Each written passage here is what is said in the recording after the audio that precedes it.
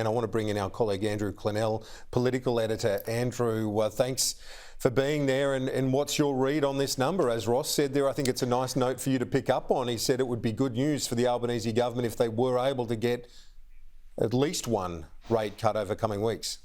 Well, it's over to you, Michelle Bullock, isn't it? The pressure is now on Michelle Bullock to cut rates. It's as simple as that.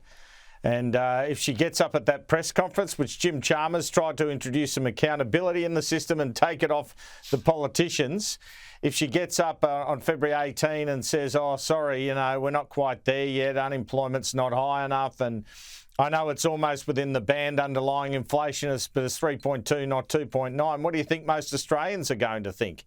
And what do you think most headlines are going to be? And she would have seen what happened to Philip Lowe, Michelle Bullock. So suddenly it doesn't become an Albanese and Chalmers problem in that instance, Kieran. It becomes a Michelle Bullock problem. And that's exactly where the government want it, and that's where they want it at this time of the electoral cycle. They are under immense pressure, understandably, given the price rises, the rent rises that Australians have seen over the past couple of years. The government can say we've finally got inflation under control, rates are going to come down. It's whether Australians can forgive them for the rises that have occurred in the meantime. And we all know there's a global inflation problem fed in as well. But matter of fact, the fact of the matter, should I say, is that Australians are grumpy, as they should be, that prices have gone up by so much, and the opposition can continue to say the federal government could have spent less and led to this being less of a problem. But from the government's point of view, they are finally in a position. As one of the ministers said to me a year and a half ago, Kieran, we are hoping that by the time of the election, inflation is under control and rates are starting to come down. We are looking at a situation where if it doesn't happen in February, and government sources have told me they reckon it's a 50-50 possibility, and they expected 3.2% underlying inflation today, by the way, it must happen, surely, in April. April 1, and are we looking at an April 12 election out of this? I think possibly we are. Now, Michelle Bullock has proven herself to be very conservative. She would have seen what happened to Philip Lowe when he annoyed people with mortgages. So the pressure is all on her. And we've got 2 weeks of Parliament before we get to this important RBA decision.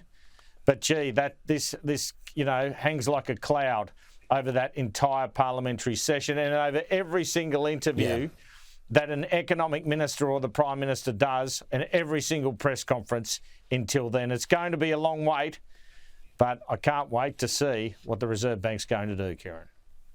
Yeah, and Ross, as Andrew points out there, and I want to get your view on this from an economic perspective, because the RBA wants to defend its independence. It needs to say it's not going to be pressured from jawboning from politicians. This number comes in, it's the lowest in terms of underlying inflation, the lowest in almost 4 years. It comes in lower than what the RBA had forecast. It gives it wiggle room to say this is lower than what the markets thought. It shows, I guess, if they did move, if they were to cut rates, that it's not necessarily because of the pressure. This is because of the numbers, Ross. Yeah. I think that's the case. It would be ultimately the pure economics. The one thing and the reason for the conservatism is because they don't want to cut rates only to see an outbreak of spending and inflation and therefore have to come back later and have to raise rates. That would be the worst thing for the Reserve Bank to have to do for its reputation and indeed for our economy as a whole. But the second thing is also, I just wonder how much pressure does actually come off the government, even if interest rates are cut. And the reason for that is because even though, yes, inflation is moderating and the Treasurer in about, sort of at 12:30 in about an hour's time is going to come out and say exactly this. Hey, inflation's moderating, we're bringing it under control. But the fact is that the person at home or the business person who is out there coping with higher prices is not seeing prices necessarily fall. So they're still having to bear the costs of the inflation that we've seen over the past few years. So yes, inflation might be moderating, but prices aren't in the main falling. And that's important. So the cost of living pressure is not going away. So therefore, the grumpiness of the population is not necessarily going to disappear that quickly just because you got this one set of numbers or just because you get one interest rate cut. It's going to need a bit more than that. And that's why I suggest, again, Katie Gallagher saying today there might be more measures from the government. I'd suggest that is pretty much almost a likely bet between now and the election. And Andrew, just to go to what you were saying before, that this is, the ball is now in your court, Governor Bullock. There is, from your perspective and mine, as we talk to Australians and interview people over day in, day out and spoke to people over summer, it seems very unlikely that there would be some great outbreak in spending, to me, given the pressure on Australians right now, just with 25 basis point reduction, Andrew. Yeah, there'll be a 25 basis point reduction either in February or April. That's my prediction. So if it's not this time, it's next time. Either result is pre-election. Now, will it turn the dial for Australians? Well, it'll help Australians. And I think what it will allow the government to do politically is saying we're on the right path, we got the soft landing, better times are coming. And they certainly need that sort of message to get in any sort of winnable position for the election. I've written them off for majority government. It's only a 3-seat loss to lose majority government, but they can definitely get there in minority. And then it becomes about the size of the margin. If you're on 73 seats, you're close enough to majority. If you're on 70 seats or lower, it's very unworkable. You're doomed next election. So you've got a stay of execution almost. So that's kind of the race as we see it at the moment. And the opposition's pretty confident of winning up to 10 seats at least, which would put the government on around 68, 69, depending which seats fall. So, look, I think this is very good news for the government, frankly. It's about as good as you can expect. And I think even if it doesn't happen in February, for the reasons you talked about, it can happen in April. And I heard what you guys said before about, yes, they'll just be looking at the economics of it and they won't want to make the wrong economic decision, the Reserve Bank Board, Michelle Bullock. But I don't think that you can divorce the human element of this. I mean, Michelle Bullock, whenever she gets up to speak, she talks about Australians doing it tough and how they talk to her.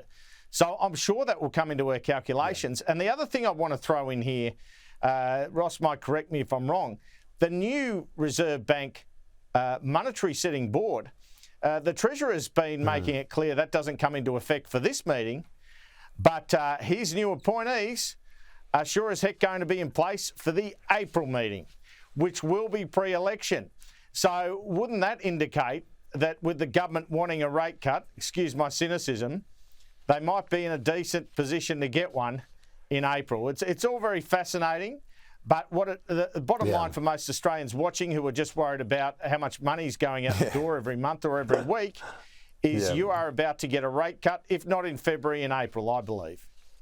And Ross, just if you want to pick up on what Andrew, the point he made there, the other thing I would want to get your thoughts on is with the unemployment rate so low, does the RBA need to reconsider the traditional view of where unemployment needs to be to start a rate cutting cycle? Yeah, I think that's probably true, and I think that's an ongoing thing, because the weird thing is this so-called NAIRU, or the non-inflationary, sort of unemployment rate, is basically only seen in hindsight. So is that 4%, 4.25%, 4.5%? Everybody's sort of jockeyed around where it is. And so the fact is, the good news for Australians is that they largely have jobs. Because if they did not have jobs, the hurt in the economy, and therefore the government's electoral chances would be severely dented. There's no doubt in my mind. And so the good news for Australia's economy is that people have jobs. So they might be hurting from a cost point of view, but they actually still have the ability to cut back if they need to. Now, sure, rents have gone through the roof, insurance premiums have gone through the roof, range of different things. Now, they're starting to moderate and real wages are going forward. So again, that's taking a little bit of the sting out. But these numbers today suggest that, yes, there is a rate cut coming very shortly, as Andrew says. Markets now, they've tempered off a little bit in the last minute or so, and probably now about a 71, 72% chance of a rate cut. But that's still, better than 50-50 as it was just before Christmas. So, there's a rate cut coming very shortly. These numbers indicate it is on the way, and also suggest that really the worst of the price increases is behind us. And those price rises are starting to moderate, and in some cases, such as rents and even property values, starting to come off a bit. And so that, again, sort of gives people just a little bit of a break compared with what they had. And Yes, Kieran, can I indeed. And Andrew, Kieran, just to pick up, I want to read to you what Jim Chalmers has just said. Underlying inflation, just to pick up on, he said it's great news for the government. Clearly, the Treasurer believes so. Underlying inflation is now at a 3-year low, according to new figures released. Headline inflation around the middle of the RBA's target band. On every measure, we've made substantial and sustained progress in the fight against inflation.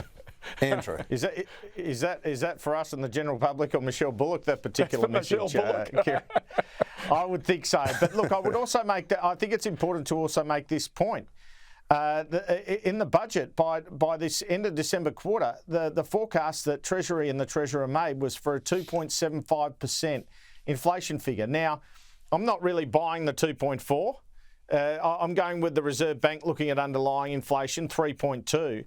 Yeah. But I'll tell you what, it's near enough. It's near enough. And I, for one, was scoffed at the Treasurer for his forecast and thought he'd fiddled it or whatever.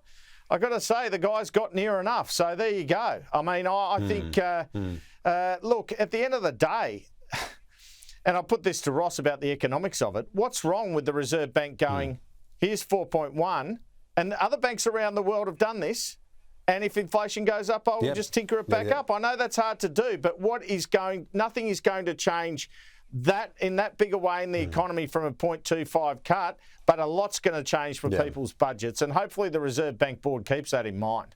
And to be honest, and just to finish that up there, is that Michelle Bullock has said in the past that they don't necessarily need to see that underlying inflation rate in the 2s. They could go if they think the trajectory is there. And that's the reason why money markets have done what they've done today in terms of thinking about the odds of that rate cut in just 3 weeks' time. And where are those odds now, just as we wrap up, just to remind our viewers? As we wrap up, I can tell you that the odds 70%? Right now, sitting right on, let's have a look at it, 76.7% chance of a rate cut in February in 3 weeks' time. Yeah, okay. Well, don't mind a flutter every now and then, but if you're having a punt on that, you'd think it's going to happen. Ross, Andrew, great to see you both. Thanks. It's an important bit of data. We'll have more on it throughout the day.